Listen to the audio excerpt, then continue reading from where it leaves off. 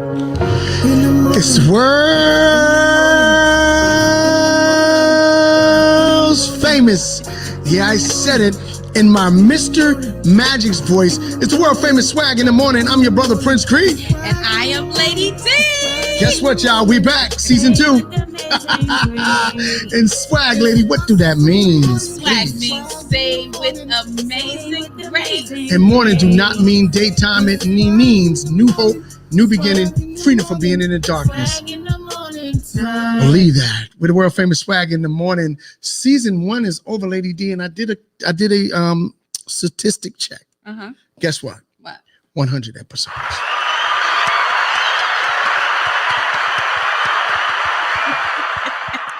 100 episodes. Now, what this consists of, the stage is yours.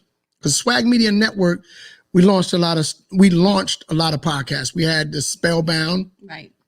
We did a few of his episodes. We produced, right? And so we had Speak Your Truth. Then we had what else? Talking Sports and Entertainment with Al Ice Cole, when we had Roy Jones, and we had Holyfield, Ray Mercer, and a few other, Jahad Tucker, just to name a few people. Then we had the Hayes Notes. I love the Hayes Notes. Got to bring the Hayes Notes back in season 2. Yes. So what we did, it was to show the world that we are consistent. This is what we about to do. Right. Season 2. Lady D, what do we have in season 2? I want you to say it, because if I say it, I'm going to start. Anyway, it's the light in my eyes. Oh my God, we have my segment coming up. Now I don't have to be out here. And see, I'm celebrating that because I don't have to be out here, but I'll be behind the scenes. Absolutely. What is it called, baby? And legacy. I'm telling you, I'm excited about that. Yes, I'm excited. I'm excited because I don't have to do a lot. So Swag, with the stage is yours is Thursday. Health, Wealth, and Legacies Monday. Talking Sports and Entertainment. I got some special guests lined up where it's going to be different. I'm bringing entertainers out to talk sports with me now. Wow. Al Ice Cole is busy training, but I'm going to also bring Al, still going to come in and insert, but I'm going to bring some of the entertainers. Okay. I got lined up on the line, my favorite R&B group of all time. Y'all know what that is, and I'm not going to even say their names. They're working on a mad project.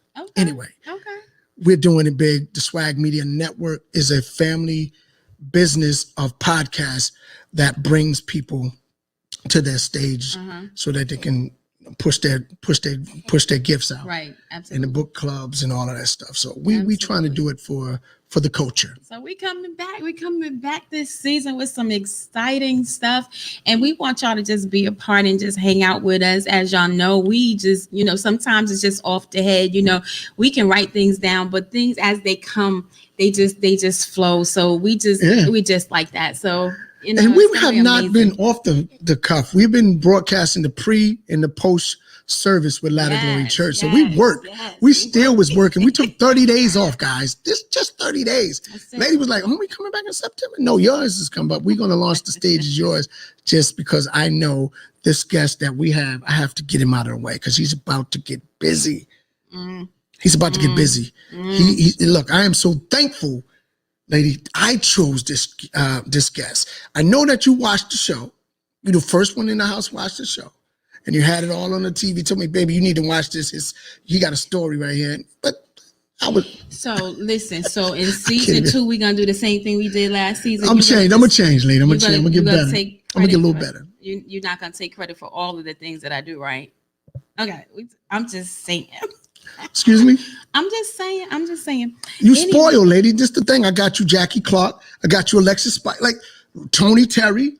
All this stuff in season 1 I got because of you. I'm trying to prove my love. We on 11 years of marriage, guys. We starting fresh with year 1. We do decades. So me and lady got 1 decade out of the way. Yes, so we're starting fresh. This is it's 11 years, but it's year 1 of our new decade, new season. Absolutely. Hey, lady, let's talk real quick before we bring our superstar guest. I'm gonna say superstar because I ordered some stuff. I'm excited about this guest we have. Me too, lady. You saw the verses. The versus battle. Now, Lady D do not stay up at night and watch no versus battle. I was shocked when she said, "Babe, take that off. I want to see this." Yeah, I want to. She watched the Keith Sweat and Bobby Brown. You watched a little bit of that, maybe. I watched a little bit. But she stayed up for the locks and the dip set. And I'm sorry, man. Jadakiss was out there like calling people out, man. I'm like, Kiss. Yeah, first normally it's like for the culture, right? But they say, yo, y'all said we can get chipper because Dipset was eating them up on the promos. Like they had the mansions, the Bentleys. Right. They was like eating them up at the thing on the beach, Cam and all them. Like they had the bottles. They'd show rich. Right. And you saw Cam, you saw Styles P, Chic, and you saw Kissing them on Harlem. They was in the regular underclothes on the block. They came well prepared. They really did. And you know that, like, I will listen to it, but I'm not that deep into it. I'm not like you. But they really did. It had me with my mouth wide open. Like, just go ahead and call it quits. I'm like, what was the beach chair, Cam? Now, Killer Cam can rap.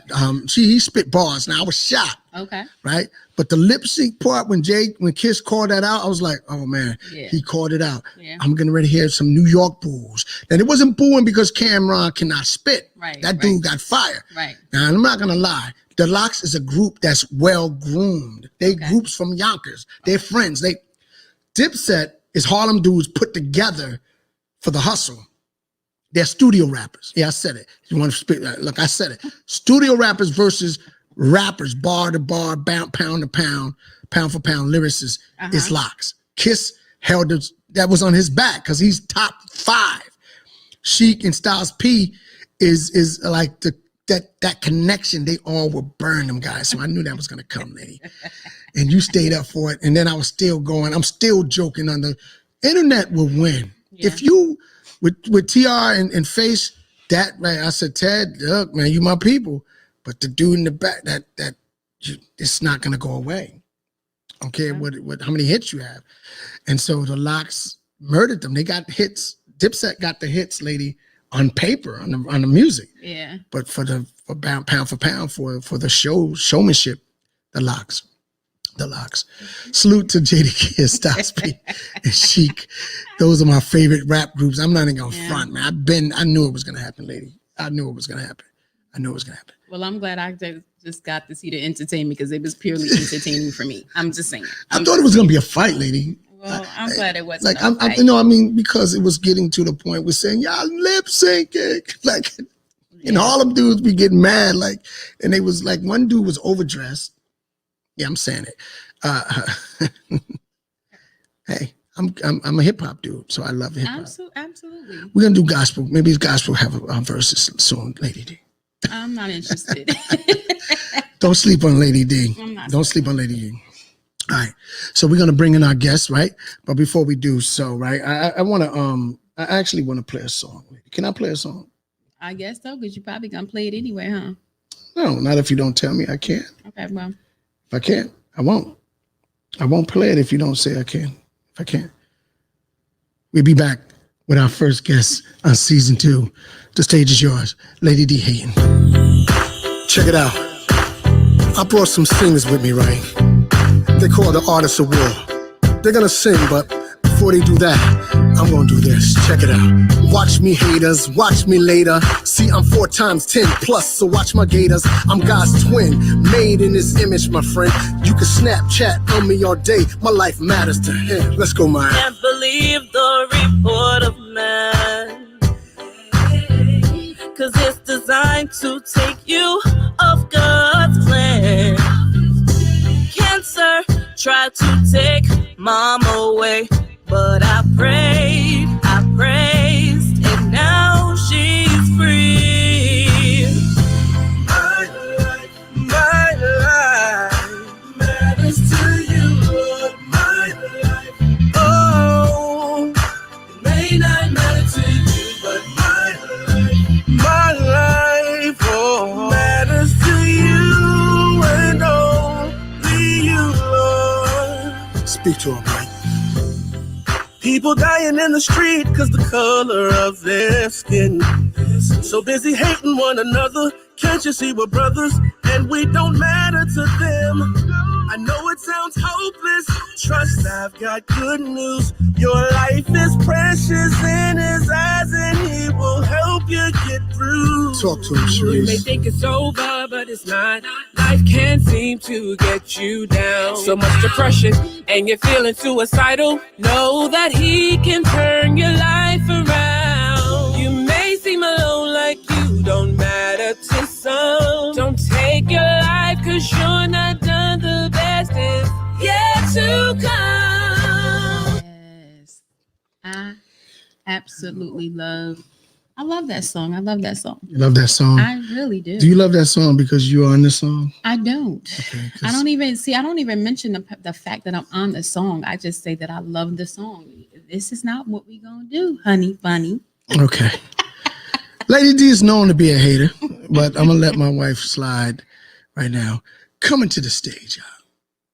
This guest is an amazing. I had the pleasure to speak with him off the court. He has a story, Lady D. Now, I just ordered some of the stuff off of his app. He's going to talk about that. Okay. Season, because you know I'm the Iron Chef in this house, right? Okay, yeah, I'm the Iron Chef in the house. I'll give Lady, you how that. you I will give you the kitchen, sweetie. I will give you the kitchen, the whole entire kitchen. Hater. Yeah, so anyway, our guest is Mike D. He is from Durham, North Carolina. Let me just tell y'all how this happened. I had sat down and I was flipping through the TV and I happened to see the words, "I quit." I saw "I quit." That's what grabbed my attention, because at this point I am sitting there and I think that I was having a rough day that day, and everything I felt was I quit. I quit this, I quit that, I quit this, everything. And it grabbed my attention. So I went back and I said, let me see what this is all about. Man. And I saw that it was a group of people that had been selected and, for this show, and they were going to quit their jobs so that they can pursue their business. And it grabbed me because she was about to quit her job. Wow, people, you have to have a whole lot of boldness to be able to do that. And I watched the episode, and as I watched the episode, it says they happen to say that these people are going to win some money, but they don't even know it. And I'm sitting there like, oh my God. So of course, you have to root for somebody, and I'm rooting, whoever wins, just go ahead. But Mike D, his story, oh my God, touched me, and the reason he was doing and the sacrifice that you saw him make. And he's going to talk about the sacrifice, but the sacrifice that you saw him make, I'm like, God, he gotta win. He have to win. He have to win. He was so consistent. I'm gonna tell you he got to tell. We're gonna talk about the part when him and his wife, they was packing some bags. Lady, let's get them in. Yes. They was packing up. Everybody, come on, put your hands together to our stage, season 2. We launching with the big dog, Mike D.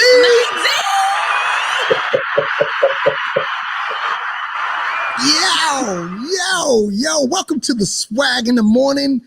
This is The Stage Is Yours. This is the part where we really let you house the show. It's like it's your birthday. You can do what you want, say what you want, shout out who you want. The stage is yours. Welcome to the stage, Mike D. What's good, my man? Oh, thanks for having me. Everything is good. That's quite an introduction. I don't think I've ever come on to anything with that kind of introduction before. So we try to hand you the keys to our house, man. You can come in and put all the Mike D seasons. You can move in. You can put all the seasons in the sauce. It's right there, because I got my order coming in. So hey, you can move in. You and Mrs. Santos. Y'all can move in if y'all want. How you been, my brother? Oh, doing good. Just, trying to live the dream. Man, you're doing some exciting things, man. Like what blew me away right away immediately when I was downloading the app. And I said, okay, it's a wrap right now, because Lady D, she can't watch my phone, me ordering. She'll see some Amazon boxes. She'll see it by the porch. What's this? Another mic? Yeah, it is. Until you make you're getting ready to hit the Hampton Roads with your product. It's going to be in Virginia, in this area, very soon. If not now, it will be. Trust me. I got a big mouth. Really? Yep. Yeah. Okay. Mike, as he said, welcome to the show. We thank you so much for taking time out of your schedule to talk with us. I wanted to just go ahead and get into the questions because I believe once we ask the question, everything else is going to simply flow. Now, tell me about the show. Tell me about the show. How did you end up on the show? How did that come about? Yeah, so the story of how we got on the show is kind of crazy itself because it was such a long process, actually. So people who know me know, like, I'm a behind the scenes kind of person. I'm not big on cameras. Don't even like being on camera. Don't even like my picture taken. But some people, I guess, when the show had put out their casting call, I never saw it because where do you even see casting calls, right? Like, I always wondered like how people got on TV. But somebody emailed me and said, "Hey, we saw this casting call. And we think you fit what they're looking for. You should apply." And then a second person sent me that and said, "Hey, we think you fit what they're looking for. You should apply." And so, two people saying the same thing in less than a day. I was like, well, maybe there's something to this. So I took it home, showed my wife, and she was like, I mean, why not? The worst I can say is no. Like, we're already not on TV. So, like, if we don't get chosen, it doesn't really have any impact on us. And I was like, yeah, but I don't like cameras. And so we ended up deciding to do it. So I filled out the little questionnaire and thought nothing of it, sent it in. Next thing I know, they're emailing us saying, hey, let's get on a phone call. We do the phone call. And then like, oh, let's do some Skype interviews with you and your wife. We'll do an hour with her, an hour with you, and then do some stuff together. And then they were like, oh, now we need you to go, and gave us like a list of videos to make on our iPhones and then sit those in. And then they're like, we're going to turn all this stuff into a casting reel. We're going to ship it up to the folks who are making the decision, and we'll let you know. And then everything went quiet. Like, I didn't hear from him for months. And so I was thinking like, okay, well, that was a fun thing. And then in about, let's see, it was about, late 2018, maybe August, I sent them a message and said, hey, just out of curiosity, since I didn't get chosen, can you send me the casting reels you guys put together from all the videos and stuff, just for fun? I'd like to see what it looked like. And they're like, no, we can't send it to you, but don't do anything crazy because you're a finalist. And I was like, oh, okay. So like, what do you mean by don't do anything crazy? Because actually at the time, I was, considering moving to California. I had, got some, pretty decent job offers out there, and we were going to move over there and, still keep Mike T's Barbecue going, but kind of slow it down a little bit, get settled out west before we sort of brought it back up again as a West Coast operation. And they're like, yes, don't move to San Diego. And I was like, okay. So I talked to my wife a little bit, and I said, there's a chance that we'll be chosen for this TV show. And so I'm going to turn down these offers in San Diego and keep doing what we're doing here because we might end up get chosen. And they'll let us know in November. November came around, and they still hadn't told anything to us yet. They're like, oh, we'll let you know in January. And at the time, I had another job offer on the table to run a national campaign around monetary policy and unemployment and racial diversity issues. And my wife was like, well, maybe we should not do the show anymore and just focus on this. Is a great opportunity to run a national campaign and, really be able to, blow up your career that way. We can still keep Mike D's Barbecue going, but it might benefit from you being this, national figure on monetary policy. And I was like, yeah, but my dream is the business, is to walk away from the social activism stuff and just do barbecue. And this could help me do that. And we're a finalist. Like, maybe we'll find out in January that we're chosen for the show. And the thing with this other job, like, it wouldn't be around if I had to make a decision then if I was going to continue proceeding because, the folks wanted me to have that job, but I couldn't wait until January to tell them an answer. I had to tell them something before then. So I ended up telling them no because I might be on this TV show. And I didn't want to take the job. And then, because they're like, you could take it, and then if you don't get chosen for the show, you already have this job. And I was like, yeah, but if I do, I'll then have to quit the job and focus on this instead. And, that wouldn't be fair to start a new job and then walk away all of a sudden, because that wouldn't be fair to you. And so I said, no, I can't continue down this process of trying to get this job. I need to back off. And so I was taking some big risks just on the whim that I might be chosen. And then in January of 2019, they sent me an email and said, you're in. You're a finalist. You're going to be on the show, and we start filming next month. Wow. And so it all worked out. And then we ended up getting on the show. And that's kind of how we got from application to being on the show. It took a whole year, but a whole year. So I'm just listening. I'm blown away. I'm man. listening to it, listen to the story of how you got to, be on the show alone. And then, me watching the episode, it shows me how in the beginning, throughout this whole process, you had to walk on faith. To leave your job, to turn down jobs, before the show. Right before the show. It took a whole bunch of faith. So during that process, without getting too much in your personal business, did all of that cause any tension in the home? Towards the end, when like November, when they hadn't said we were on the show yet, and I had this opportunity for this national campaign to run this national campaign, and I was saying no to that for the chance at being on a TV show. That did cause a little bit of tension. My wife was like, maybe, we should do this instead. We got to think about the family. And so they caused a little bit of tension, but also, my wife is very supportive of my dream to, build our barbecue empire. And so even though there was a little bit of tension at first, she was like, if this is your dream, this you want to pursue, and this is the chance you want to take, I'm in. Let's pursue it and see what comes of it. But there was definitely a little bit of a tension there for a little bit before she finally came back and was like, yeah, let's do this.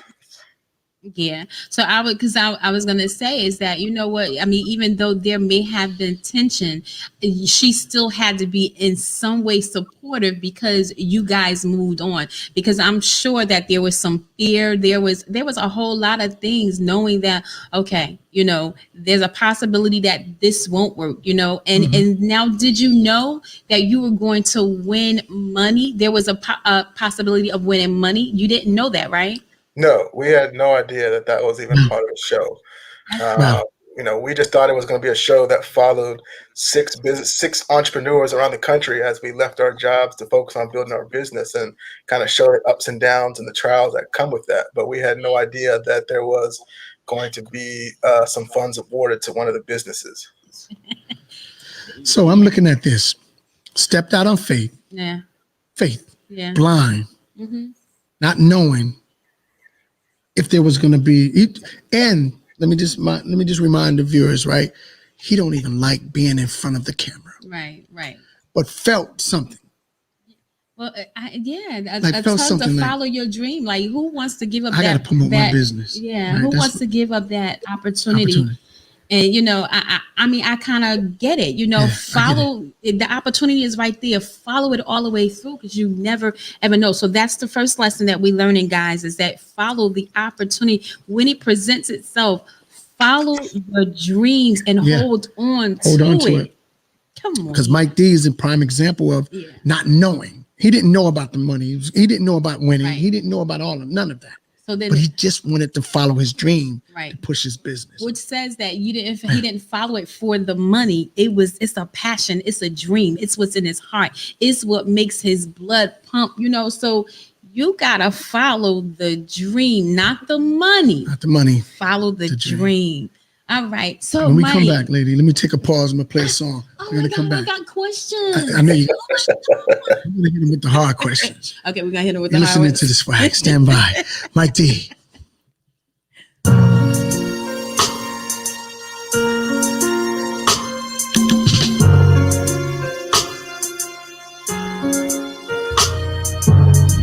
don't really want to know my truth. You don't really want to know my truth. You don't really want to know my truth. 'Cause it'll make you lose your mind. I was up, I was down, I tried to pray, I was joked through the whole town. You don't really wanna know what I've been through, so listen up, cause I'm about to tell you. I was touched in the wrong way, hey, and they even took my little sister away. I tried so hard to find her, but my truth, it got me caught up. And my child, she needs me so bad. She's the best thing that I ever had. I wanna teach her right, but my truth I cannot hide. You don't really wanna know my truth. You don't really wanna know my truth. You don't really wanna know my truth, cause my truth hurts sometimes. You don't really wanna know my truth. You don't really wanna know my truth. You don't really wanna know my truth, cause it'll make you lose your mind. Now my husband's going crazy, thought I was his baby. I haven't seen him lately, I guess I was his maybe. Say, brother, you supposed to be my lover, my friend, my confidant, but you darken up my ambiance. I'm fighting with the demons my mother left when she left me. And what you do, you turn around and neglect me. I don't wanna live no more. I don't wanna live no more. My cup runneth over with stress. This life's too tough. It's hopeless for me. I get it. I'm giving up. All right. We back. That was The Truth from my homegirl, Sharice, off the soundtrack, My Life Matters soundtrack. I have to plug that. Yeah. So we're talking to Mike D. Yes. An amazing story, lady. Amazing sometimes. The stuff you don't know. I know. The roads. The journey. Right, the journey. The people go through. Right. We're gonna bring Mike back in. Oh man. So Lady D, Yes. you loaded with questions. All right, Mike D. She makes it hard, man. I just was gonna ask you who's your favorite football team, but you're in North Carolina. It might be Panthers, and we might get off the wrong side of the. We might just have a little beef. We'll get to that later. We're gonna get to that later. Yeah. So Mike, listen. Okay, so we done figured out how you got on the show. Now, being on the show, what was it like? Because you don't like cameras, so what is it like? You feeling like you're elated. Tell me, how is that? How's that process?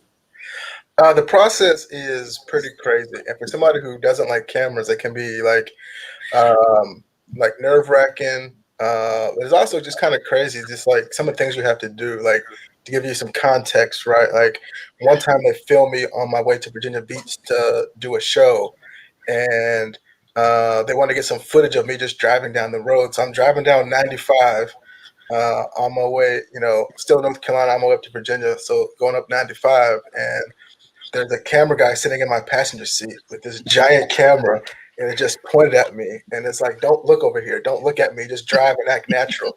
So I'm trying to act natural. This giant camera just like right here, right? And then at one point we pull over so they can get some like footage of me driving. And I have to you guys know what it's like driving down 95, right? It's crazy. Like it's a speed limit, but it's not really a speed limit, right? Cars are just flying. And so they're like, you got to drive a little bit slower so we can pull up next to you and film. And so here I am driving down 95, and I'm only going like 45 miles an hour. And they pull up next to me in a minivan, and like the door flies open on the side, and the camera guy's like hanging out of the car with the big old camera just pointed at me. And they're like, I can hear them over the radio, and they're like, don't look over here. Don't look. Just act natural. And I'm like, so I'm trying to not look at them drive while he's like hanging out of the vehicle with this big old camera. And then there's like a line of cars behind me because they want to be driving fast because it's 95. And so finally they're like, okay, we got enough shots. We can pull in front. You can drive normal now. So I get back up to speed, and just like car after car is like flying past me. Some people are giving me the finger. Like I can see some people just like staring me down. And it's like, I'm sorry, like I nothing I can do about that. You guys saw this guy hang out the car with the camera. So it's like stuff like that is just pretty crazy. But also just, some of the times where I was cooking food or smoking meats on camera, like that can be really challenging because, especially when you're smoking meats, right? You got to get your timing right. You don't want to miss certain steps. And sometimes they like don't want you to open your smoker until the camera's ready. And it seemed like there's always like a camera malfunction right at that time. So like, no, don't do anything yet. And I was like, look, y'all can't have me on TV looking like I can't make ribs, right? Like, y'all can't be ruining my reputation, And they're like, no, it's all going to work out. It'll be fine. Like, it's easy for you to say because nobody calls your ribs life-changing. So, like, it's easy for you. But for me, that could be problematic. And so, but it all worked out in the end. But there was some times where there was some heated exchanges between me and the producers about some of the timing around the meats and cooking and the cameras and stuff. But overall, it was a great experience. You learn a lot, right? You learn that you can take like 8 hours of footage and they'll use like 30 seconds of it. Mm-hmm. And so it's so crazy, that whole process. But also, like, on that end, on some levels, kind of ruined TV for me, right? Because I know how it's all done now. It's like when I'm watching shows, I'm like looking for like things that didn't go right. I was watching a show one time, and I think I was watching like SEAL Team on CBS, right? And there's a scene with like in Afghanistan, and then, like the SEALs are running towards the camera. The camera's backing up, but you can see this guy in like a flannel shirt, like running with the camera. So you can see him, like they didn't cut it out. And so, like, you can tell, like, that's probably like some poor production assistant who was trying to get out of the way, and they just didn't cut it. And so, like, you start to pick up on some of these little things just from having to go through a year of filming. Like, you start to notice things that, the average person's not noticing when they're watching TV, but you're picking up on these small things like, oh, they messed up there. Some producers are not happy right now watching this final cut. So that's a sort of fun part of the whole thing. Yeah, because listening to you now in my head, I'm sitting there saying, "Oh wow, he couldn't even look over there. Let me go back and see how he was looking at that time." So she could be. Oh, so it was a camera guy next to Mike D. Yeah, that's what was going on with Mike D. I was wondering who drives like that. I was like, driving this days, you just drive. Exactly, because like they're also like, I couldn't drive with one hand. Like they're like, you have to have both hands on the steering wheel. Like we can't show people driving not the way it's supposed to be done. And so I was like, I haven't driven like this since I was like 16. Like, what am I doing? But yeah, so if you go back and look at some of the driving scenes, you can see why it seems so awkward. The other thing, sometimes on the driving scenes, like if you remember in one of the episodes where like I picked up Harley, my mentor, from the airport, right? Okay. Like the whole front of my window was full of like GoPros. And so I'm like driving with like looking over camera, trying to see the road. Because it's like GoPros that can be filming like everything that we do and say in the car without having camera people in there. So that's also fun. It's also fun when you have to like repeat scenes, right? Like, so like when I pulled up to the airport to pick him up, right, and I'm pulling up and I hop out of my car and I run around and shake his hand. They're like, oh, that's great, but we need to do that again. And so like I got to get back in the car. I don't have to drive up again, but I got to get back in the car and get out again. And meanwhile, there's all these people who are just trying to get picked up to go home, trying to figure out, like, why is there a camera crew? Like, who's this random guy getting out of this truck? Who's this other guy who he's coming over to shake his hand? Why are there makeup people and all this stuff standing out here? So you get a lot of those sort of circumstances where people are just, like, staring at you because they're trying to figure out, like, what's going on. Like, who is this guy that needs a camera crew at the airport? Wow. All right. So before we get into the, the business and what it is that you do and, what your superstardom is, tell me about the process of quitting your job. So how did that go? Like, you have to go in and say, I quit. How do you do that? Yeah. So I was fortunate in that my boss at the time has been my boss for a very long time.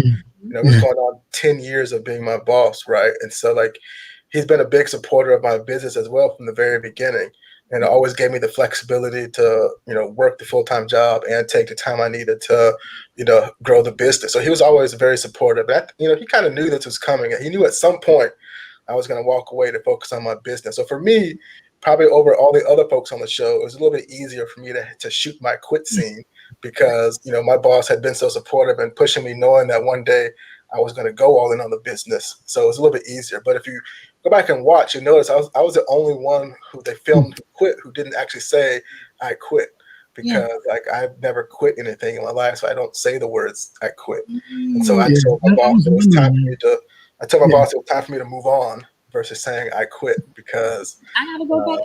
Yeah. See, lady, you wasn't paying attention.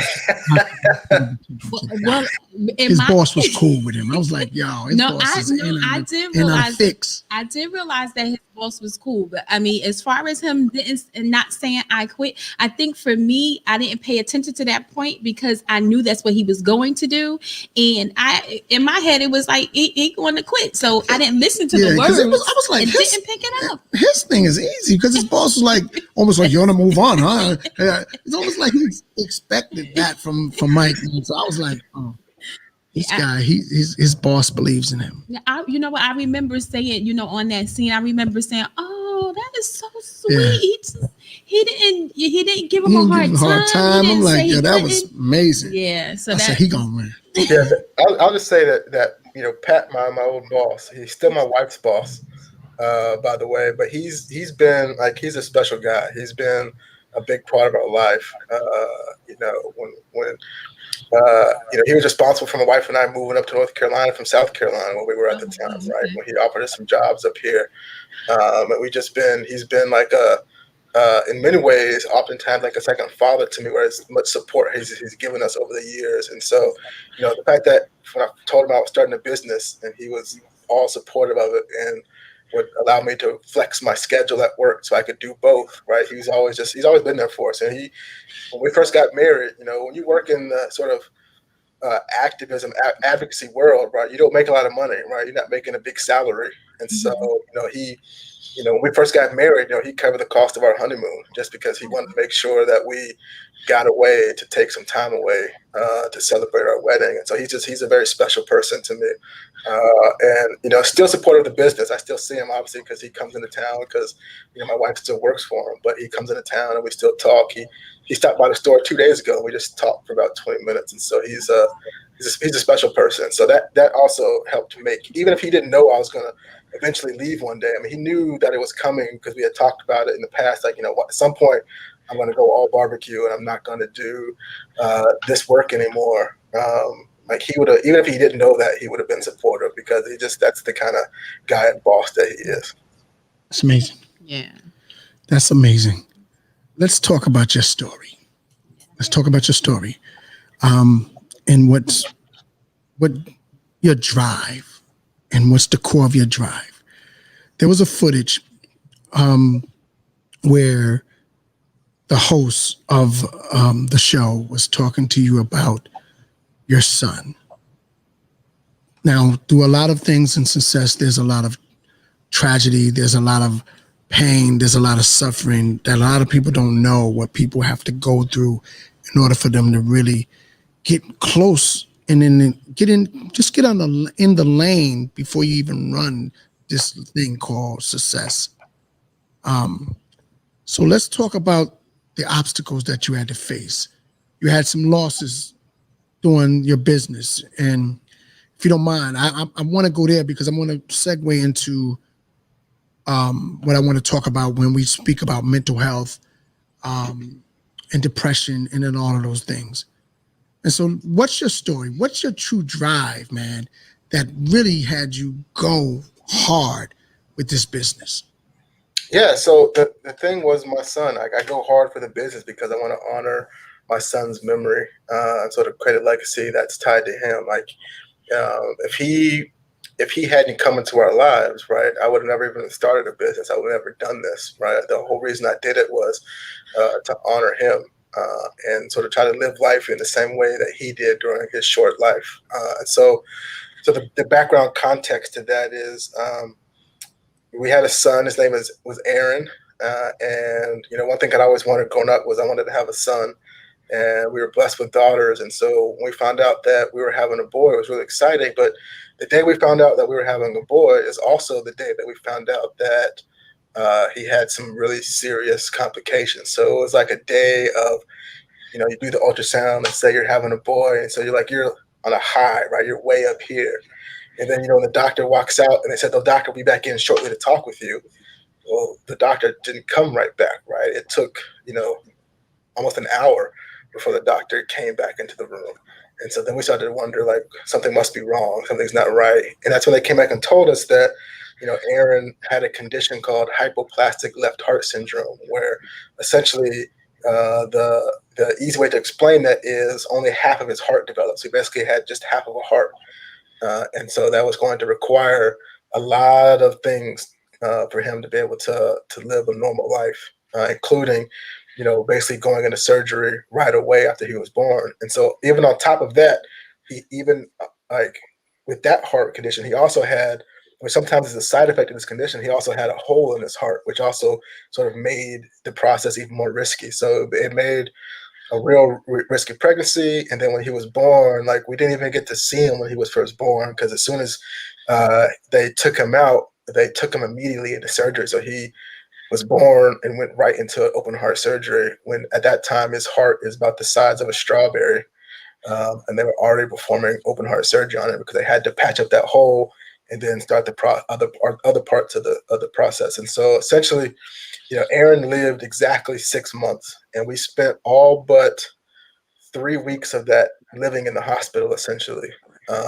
And so it was really trying time for us. But it was also something that kind of just stuck out to me because I was just sort of watching him as he was just trying to live, right? Like he can't make excuses. He can't be like, I don't want to do anything today, right? His body had to try to fight to live, and he literally fought all the way until he couldn't fight anymore. And so it was, a big lesson for me in terms of, we often make a lot of excuses of why we can't do things. And, he couldn't do that. He could just try to do what he could do until he couldn't do it anymore. And he did that until his body couldn't take it anymore. And so it was a really, really, really hard time. Like I held him as he took his last breath, as his heart beat for the last time. And that's something like nobody should have to go through. Right. Yeah. And so it was really, really rough. I had a really rough time after that, trying to, be strong for the family. It was not easy on my wife either. The kids were devastated. Our youngest was probably too little to fully understand everything that was going on at the time. But it was a really rough time for the family, and it took us a while to sort of get past that. One way that I helped myself get past it is I actually wrote a book about the experience to try to honor him and to share parts of our story, because I knew that there were we met so many families in the Children's Heart Unit at Duke Hospital, right? And we were privileged that we lived there, so we could still have the comforts of home. We had families who were, living in the Ronald McDonald House who weren't home. They were hours and hours away from home, no support system, and so we ended up we made a lot of friends with families who were there who were going through that, and we saw several families lose their children. We lost ours, and so we kept this unique sort of bond that we all sort of created. But one thing that I noticed during that time was and rightfully so, there's always a lot of attention on the mothers during this period, especially after the child passes, which is the right thing to do, right? Mothers have a very different connection with their children than the men do, but we still have a connection as well. And there wasn't a lot of attention sort of paid to the men. Like nobody was asking the fathers if they were okay. Nobody was telling the fathers it was okay to cry. And so part of why I wrote the book was just to write it from a father's perspective and let men know that it's okay, right? If you're going through these things, it's okay to cry. It's okay to do these things, right? We matter in these situations too.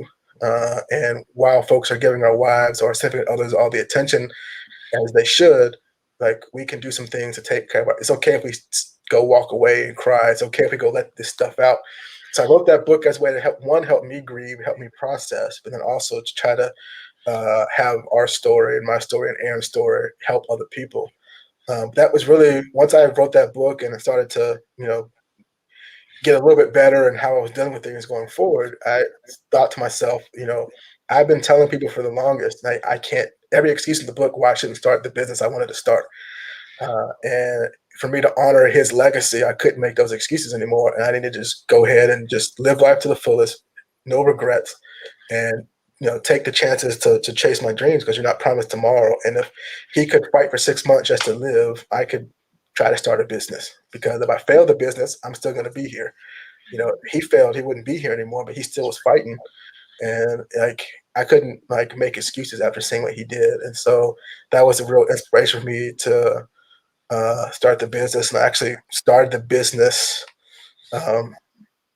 a little over a year after he passed, just to really try to honor him and sort of keep his legacy going. And every day through the hard times, it's hard starting your own business from scratch, right? It's hard trying to build a business. There's lots of barriers, lots of things to overcome. But when I get in those moments, I just think about him and like what he tried to do and what he did, just to live as long as he did. And, that helps keep me going. In his 6 months of life, he had like 7 surgeries, right? And 4 of them were on his heart. And so he went through a lot. And like, I'm not going through anything like that. If I can't make payroll, it's not the same thing as laying in bed with my chest wide open so everybody can see my heart pumping, right? It's like, nothing that I'm going through, none of my hard times even compare to his hard times. And if he couldn't make excuses, he couldn't do anything, and then I shouldn't either. And so everything I do, why I go so hard for the business is I just want to, honor his memory. Amazing.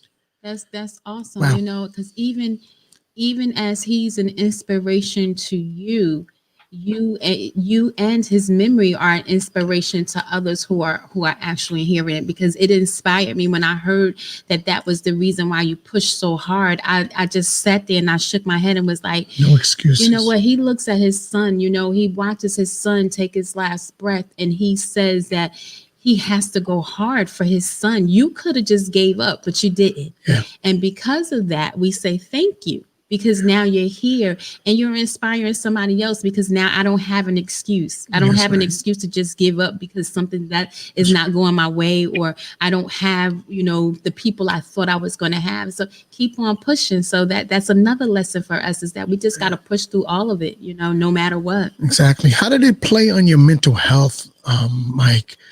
And I mean, because I battled depression, and I even got to the point where I didn't want to live anymore, and this was from minor stuff, losing, not minor, but, I had some loss, in cars, family members. But how did it play on your mental health? What kept you, and again, how did it play on your mental health, man? Because this story is just still, making me a little emotional, but I'm still driven and inspired by your story, So. Yeah. I mean, it was really tough on my mental health, right? And I grew up in a home that is, I think a way that many of us in the Black community grew up, right? Where mental health is not put as a priority, where, depression's not a thing, right? Good people don't get depressed, kind of thing. And so I've always sort of suffered from self-esteem issues and depression issues. I just didn't know it. When I was in my early 20s, I did almost commit suicide one time. That's something I've talked a ton about, but I was right on the verge of ending my life. I didn't, and I'm still here. And that's kind of like overcoming that kind of helped with this process, because, when my son passed, right, I was crushed. I was devastated. Like that was it for me. But having been down the road of almost committing suicide one time before, and knowing the impact that had I done that could have on people, and having friends who did commit suicide and seeing the impact that had, that kind of helped keep me a little bit more grounded during this period. Because those thoughts did cross my mind during this, that like sometimes it was the pain was so bad, I just wanted to end it all, which meant like ending myself. But also, like, I had, 2 beautiful girls that I still had to be there, and I couldn't do that to them. And so that kind of helped keep me going. And, my wife, it wouldn't be fair to her, to the girls, if I did that. And so I was just trying to, they kept me going through that. But it was really hard, right? Like, I didn't know how to, deal with that level of pain, right? Because I've never experienced that level of pain before, right? And so it was really hard. I tried different things. There were times where I just wanted to like drink and make it all go away. But I also didn't want to like become like a functioning alcoholic, just trying to numb my pain. So instead, I basically turned to food, right? And whenever I would get the urge to drown my pain in drink, I would drown my pain in food.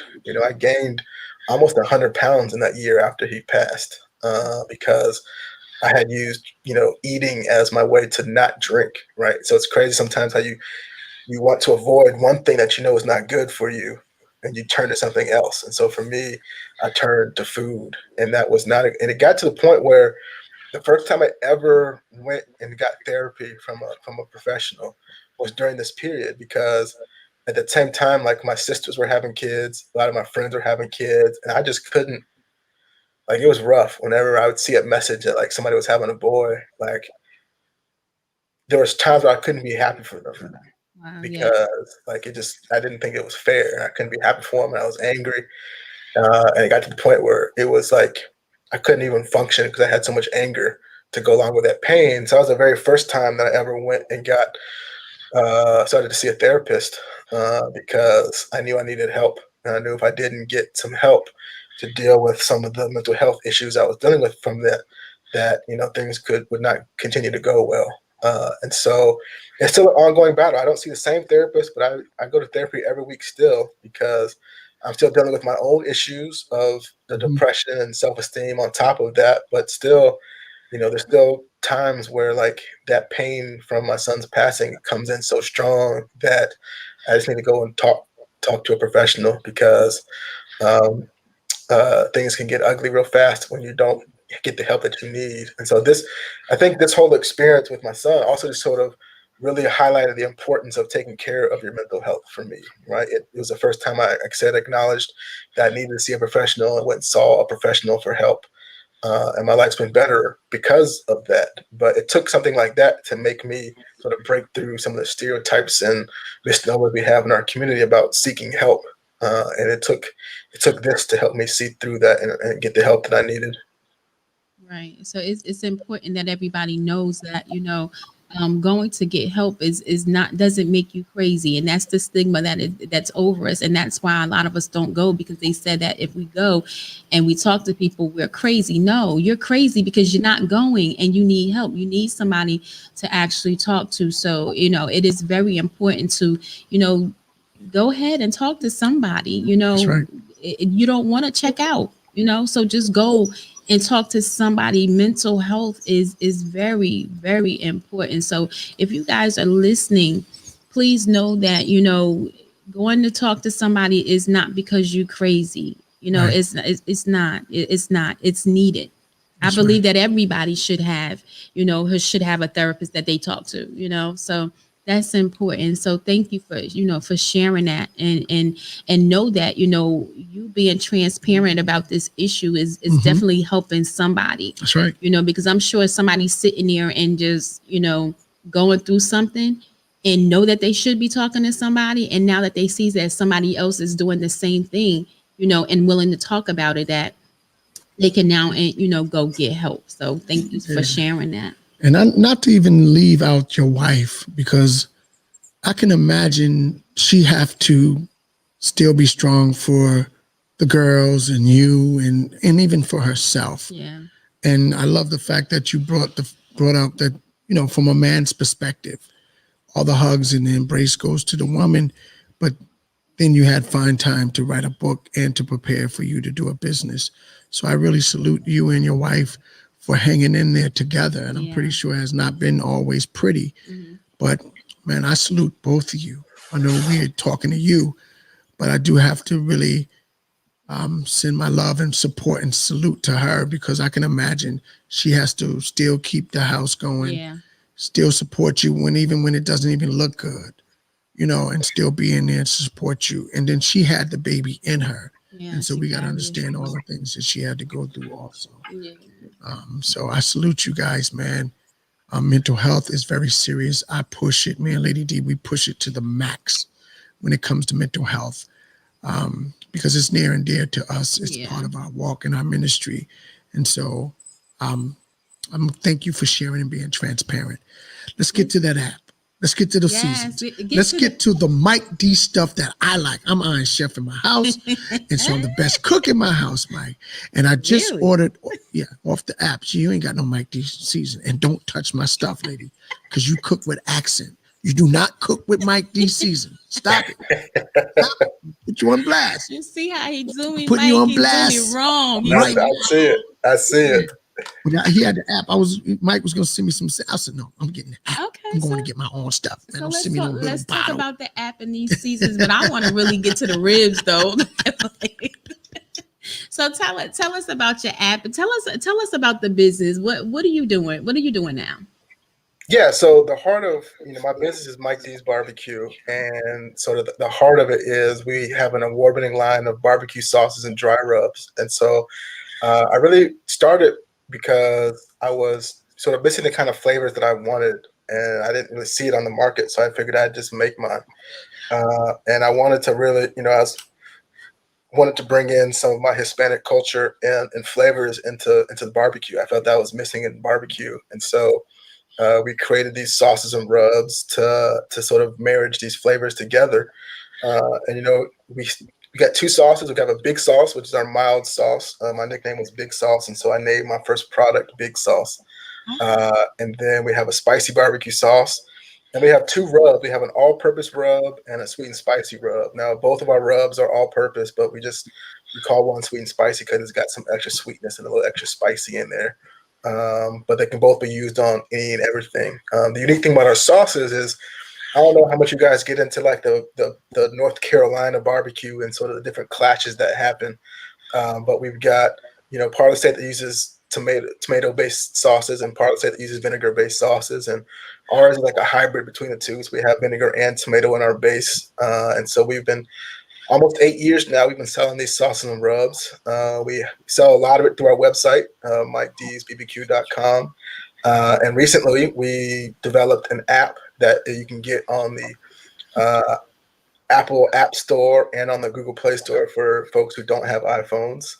And you can just go to the app stores and search for Mike D's Barbecue Nation. And you can download our app, and that way you can order our sauces and rubs without ever having to go to the website. You can just order it from the app. You'll get updates and notifications faster than anybody else does because we'll do push notifications, and you can order right from there. Once you add like your shipping address and your payment information one time, like it's always there. So anytime you want to go back and reorder, you can just add to your cart, swipe over, and pay, and we'll get it shipped out to you. And so we just started launching that within the last couple of weeks. We dropped the Apple app dropped about 2 weeks ago. The Google Play app dropped on Friday of last week. And so we're excited to get more and more people downloading the app and continue to help spread Mike D's Barbecue love all over the place. Yeah, I'm spreading it. And it's only $25, y'all. The big sauce. There's a lot of sauce. If y'all can, I don't know if y'all can really see it. They can see it. Yeah, let me get it right here. This right here is the big sauce. It's a lot of sauce. Yeah, if you get the gallon, it's actually a really good deal to get the gallon because it's $25 for a gallon. But if you buy which you can't right now because we're actually basically sold out of the big sauce and the regular size bottles. But if you get like 3 bottles of big sauce, it's $21. And so you can spend $4 more and get a gallon and have it for a lot longer because that gallon's going to last a lot longer than 3 individual bottles. So sometimes people get scared of the gallon size, thinking like that's too much sauce. But trust me, once you start throwing some D's on it, that gallon's going to go pretty quick too. Yeah. I'm telling you, you got to support this. You have to. I call you Mike D, BBQ with a purpose, the sauce and the product with a purpose. And the reason why I named that, yes, lady, don't look at me in hating mode. The product with the purpose, because there's a story behind this product, guys. I'm going to look in the camera just like the president. Oh my God. You better go to Mike D BBQ Nation and get the apps. I'm like an app. I like the app stuff, right? Because it's going to pop, pop, pop, pop. Get it right now. All the listeners of the swag, you got to get it. Support this guy. He has a story. He has a story, lady. All right. Now back to the regular program. Well, this is where we hand you the stage. You already said enough, but I want you to shout out. You can do what you want, say what you want. It's like your birthday, Mike D. The stage is yours. We appreciate you coming. Speak your truth. Say what you want to say. Again, the stage is yours. Yeah, thanks. I'll just, again, download the app Mike D's Barbecue Nation on all the app stores. Visit our website, MikeD'sBBQ.com. If you're in the North Carolina area, come by Durham. Almost a year ago, we opened a barbecue supply store where we sell grills and smokers and charcoal and wood and grill tools, accessories. We also have a section of the store where we sell products that are made in North Carolina, other food products that are made in North Carolina. We try to highlight as many women and minority-owned businesses as possible. And even our grills and smokers are built locally. We try to support local as much as possible. And so just do that. But I mean, the big thing for me is one of the other reasons that barbecue is so important to me is because I think barbecue brings people together. I talk to people a lot and I say, if we had more barbecues, we could get world peace, right? If we got more barbecues, we could make some inroads when it comes to racism. Because you think about, there's something about meat, and vegetables, if that's your thing, right? Cooked over the open fire or smoke, that just gets people to put things aside and just enjoy themselves, right? You can go to, there's a billion barbecue joints across the South, right? You can go to a barbecue joint and nobody's in there arguing about politics. They're not arguing about anything. There's oftentimes just silence because people are enjoying good barbecue. But you hear laughter. You'll hear people talking about other stuff, right? It's something about it where you can walk into a barbecue joint and all these other things kind of go away. And we're just enjoying good food because good food brings people together. And that's one of the things that I always want to do with my products is make sure that we're bringing people together to have good times and good fellowship, because I think the world is a better place when we're able to do that. And one of the unfortunate things about COVID for all this time is people couldn't get together. And I think that was something that's missing. And I think that's why 2020 to me was such a hard year in terms of just the way people went at each other, just sort of the dislike for each other, the hate for each other, because like we couldn't get together. We couldn't meet at barbecue joints and put all that stuff aside, eat some good food, and just think about nothing else. And I think that the more we can do that, whether it's with my products or other products or my future barbecue joint or any other barbecue joints, like it just brings folks together. And that's what's so important about food to me, and barbecue specifically, is that we can have folks in Texas who think they have better barbecue than folks in North Carolina, right? But we can, if we're at the same barbecue place, we're not fighting over that, right? We're just going to be eating good barbecue and talking about like what makes our regions of barbecue good, right? We're gonna come together. And I think we need to find other ways that we can do that, but barbecue is a good way to do that. It's good for the soul, it's good for the mind. It may not be as good for the body and health in terms of your health, but like everything is good in moderation, right? And so just we need to bring people together. We need to put aside some of our differences. The world can be a better place. Our kids can grow up in a better place if we focus on the things that we have in common. And I think barbecue is a way to help do that, right? Right. So again, tell people where they can find you, the app, the web, the whole nine, what's up and coming. Yeah. And we're going to let you go. All right. Yeah. So, visit our website, MikeD'sBarbecue.com. That's MikeDSBBQ.com. You can see it behind me. Go to the App Store and look for Mike D's Barbecue Nation. Download our app. You can follow us on social media, Twitter, Instagram, Facebook, TikTok. It's all the same. Mike D's Barbecue, MikeEDSBBQ. Follow us on social media. We put a lot of videos out there about us cooking food. We put a lot of videos, a lot of content out there. And when you order our product and try it, post your videos of you using it, post your pictures of you with it. We like to reshare customer photos because we are nothing without Mike D's Barbecue Nation. So we want everybody to see who you are and the things that you're doing. We have a Facebook group called Mike D's Barbecue Nation, so you can search for that, join the group, and we like to share recipes and pictures of the food that we're cooking together and all that stuff. So you can pretty much find us everywhere. Just Google Mike D's Barbecue, and you can find us in some form or fashion. But the website, social media, get on our email list. We can send you stuff. Download the app. That's going to be the quickest way to get updates from us. We can do those push notifications, and then follow us on social media. And reach out. If you got questions, reach out. I usually try to answer people who send me DMs about business. I'm always open. People ask me business questions. People ask me for advice. If you ask it and I've got a moment, I'm definitely going to answer it, because people did that for me when I was first starting out, and I want to make sure that I'm there for people when they have questions as well. So plenty of avenues to follow us and reach out to us and just do it. Like, we love having more people become part of Mike D's Barbecue Nation. I love it. I'm excited. Yes. Well, Mike, here's the thing.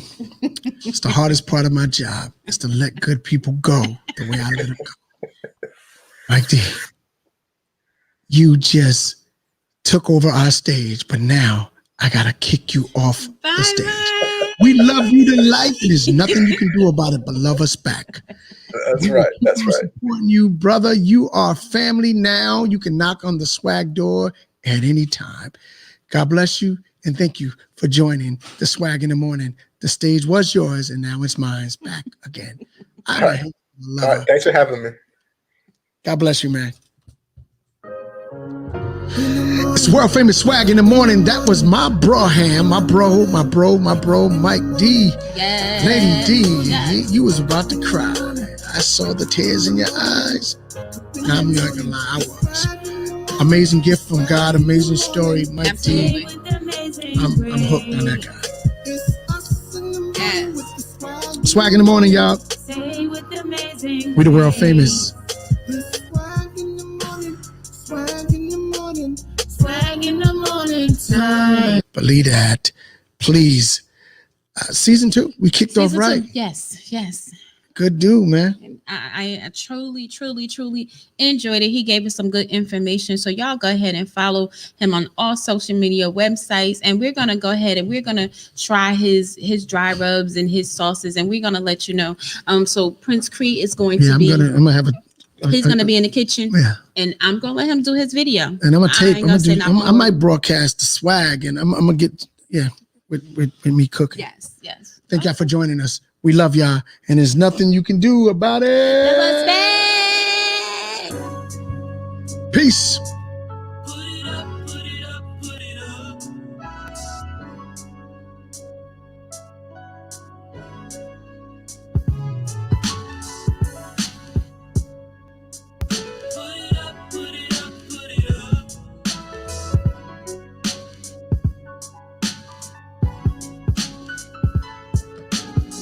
Please allow me just to express myself. This time I wanna know you better.